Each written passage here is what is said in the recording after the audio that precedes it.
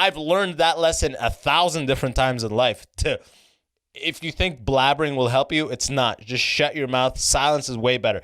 You learn this first and foremost as an immigrant at the border. Direct answers. Yes, sir. You hit him with the sir. You hit him with the ma'am. Yes, no, an address. Do not go into explaining a story. You're only going to fuck yourself up. The guy's looking at my resume, and I guess evidently I had applied for a bud tender job, like I explained. And he's like, actually, why didn't you apply for the lead?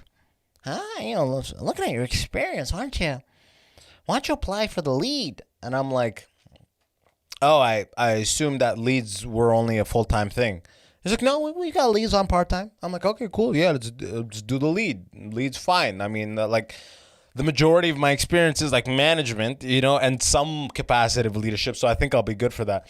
But then he starts hitting me with all the bullshit interview questions. How are we still doing these interview questions? Not like your biggest strength, your biggest weakness, because I've bullshitted that so many times that I'm like, I can just go on autopilot. But like, he gave me the same type of bullshit, like the same level of bullshit questions, but like fresher ones where it's like, I'm like, oh my God, I felt like a teenager again, just trying to freshly bullshit this stuff. I'm like, how is this still the job search? Like, is this the best thing you can do as a employer to weed out these candidates? Tell me about a time where you have to shift gears quickly in your responsibilities, but you still made it work. I'm like, a million things, bro. What do you mean? Like, what? I just wanted to be like, I didn't even bring up Navy stuff, but I just want to be like, boot camp. Like, is that not just an answer to these questions? Hey, boot camp. 9-week military training, okay, that I succeeded in.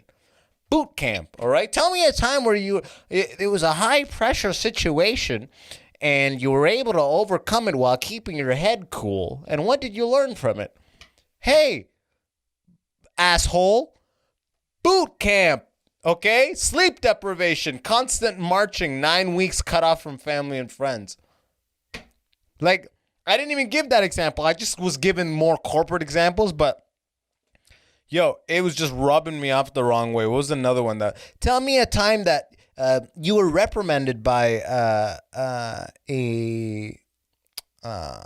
your boss for doing something, and what was the lesson, and why has it stuck with you?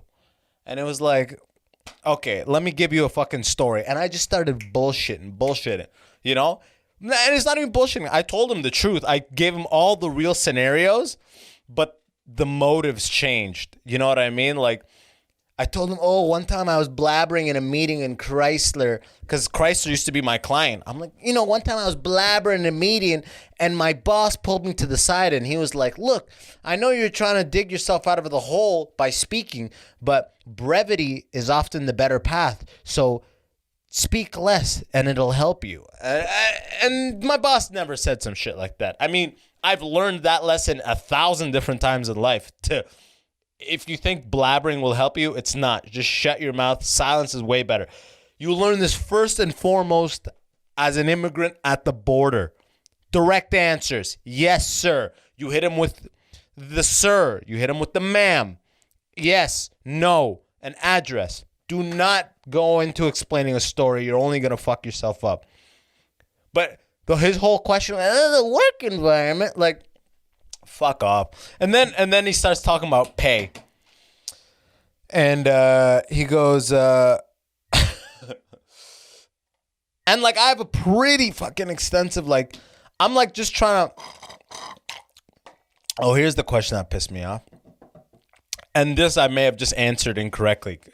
I'm wondering what the other employees answered, which is hilarious to me, because it's like, do you go honesty or do you go bullshit? At some point, I just don't know. At some point, I go honesty, and I'm like, was that? He goes, okay, so there's an A and a B and C level goals. Let's say your A goals are things you can do day to day to get to a better place. And your B goals are places you want to be in about, a couple years time. What things that are tangible goals. And your C goal is just overarching goals you always want to have for your business, health, whatever. Now, tell me, what's your B goal? And I don't know if this was the move, but I told this nigga that I wanted to get to Just for Laughs, Montreal Just for Laughs Comedy Festival. You know what I mean? Like, I was like, and he's like, okay, all right. Now, what are the A goals at this job that will assist you to getting to that B goal? Like, what is it at this job that's going to help you get there? And that was easy. I'm like, first and foremost, I just wanted to answer. I'm like, dog, I don't want to be in debt. This is a fucking part-time job. Stop trying to pretend like this is, I'm going to be involved in like deciding strategy for your company. You know what I mean? Expansion and market cornering fucking optimization. No, dude, I'm selling weed. And this is a lead. So you just need me to wrangle the cashiers and be like, guys, remember, if there's no customers, there's always something to be wiped down. That's pretty much what the lead does. Hey, there's some dust over there. I know, like, it's pretty dead right now, but who wants to get cut for a shift 1 hour early? Like, that's kind of what the lead does. This guy, what? And I just told him pretty much like, it keeps me grounded, dog. Keeps me grounded. It lets me have a pulse to the actual, like, zeitgeist of, like, culture and what's happening right now with actual society. Like, people, what do you want me to be at home all day getting this fucking benefit? That's got to end at some point, dog. I need to pay my credit card. I need, like, how is a financial motivation not the first answer you expect for this? They always gear it in a way where they're like, yeah, but it's not just money. It's like, dog, this is a part-time job. It is for money exclusively. You know what I mean? Like, a full-time is obviously for money, but a full-time is like, I'm going to commit my time to this place. I want to grow with this company. Maybe I want to be promoted internally, rise within the ladder. That's full-time. Part-time is, I'm going to leverage this skill set that I have on a part-time basis to help you run your business. I'm not here to create next-level ideas or to optimize your process. That's on you as managers, all right? You disseminate that down to the lead, and the lead handles the other. Like, what the fuck is this game we're playing? As if I'm like, I want to commit myself. None of the people that you interviewed for this want to commit their lives to this. They may have been better at answering that question. But here's really where he lost me, though. Because he goes, they're like, what's your salary expectations? Like, originally, like, when I applied for this. I was like, 17 to $20 an hour. And we're having the interview. And he goes, I think you'd be better fit for a lead. I'm like, okay, yeah, let's do lead. And then at the end, he's like, you have any questions for me? I'm like, well, by the way, my salary expectations have changed now that it's for this lead role, naturally, right? And he goes, well, you're actually still within the range for what we pay leads. Typically, we would pay bud tenders $17 an hour and the lead $18 an hour. I'm like, $1 an hour for that increased responsibility, huh? If this guy was near me, I for sure. By the way, they already told me I did not get this, which is hilarious because when I got out of the interview, first of all, I told him, look, give me $20 an hour, dude.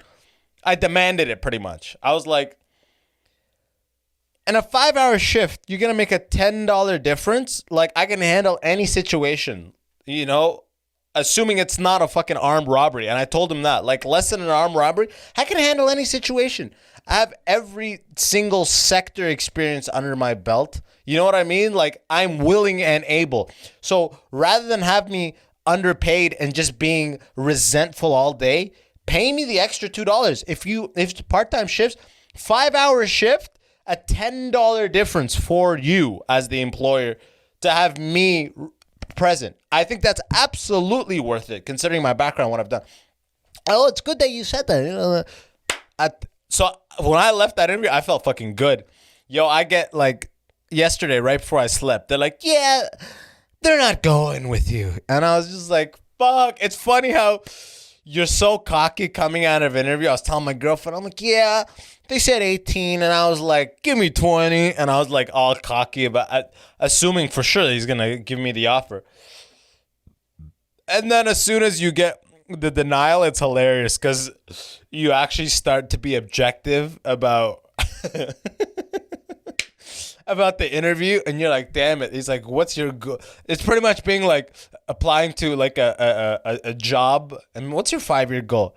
To be in Just for Laughs stand-up comedy festival? Huh. Nothing weed related, huh? Yo, it's Abbas Wahab. That was a clip from this week's Patreon bonus episode. If you want to catch the rest or get access to weekly bonus episodes, just go to patreon.com/the Immigrant Section. Otherwise, episodes are going to keep coming out every Tuesday, same place, same time. If that's not enough for you, you got to become a certified refugee at patreon.com/the Immigrant Section. Weekly bonus episodes and more. Join the immigrant revolution, y'all. Until next time, peace.